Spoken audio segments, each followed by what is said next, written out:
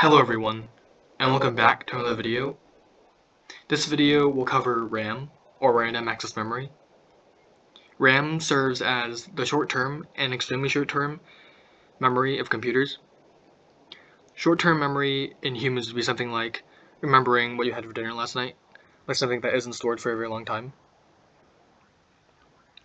There are two main types of RAM that are commonly used: DRAM, Dynamic Random Access Memory, and SRAM, Static Random Access Memory. First, we'll talk about DRAM.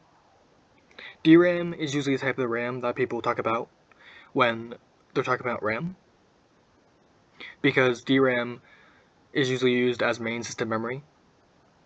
DRAM is usually slower, less complicated, and less expensive, and because of that, it can usually be made in larger capacities, usually gigabytes or billions of bytes.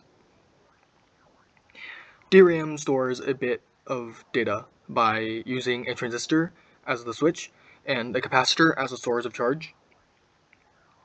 And since the charge in the capacitor leaks over time, DRAM needs to be constantly refreshed to maintain the data properly.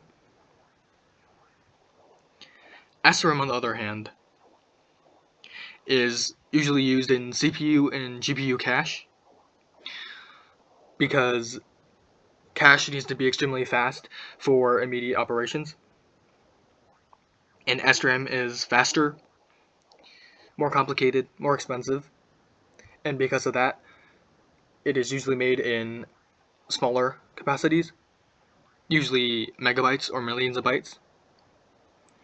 And because SRAM stores a bit of data using 6 transistors in a latching mechanism, usually,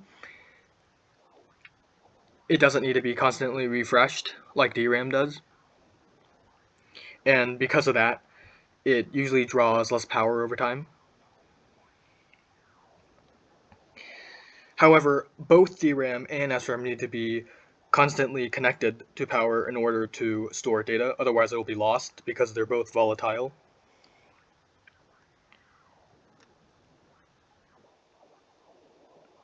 One thing to note is that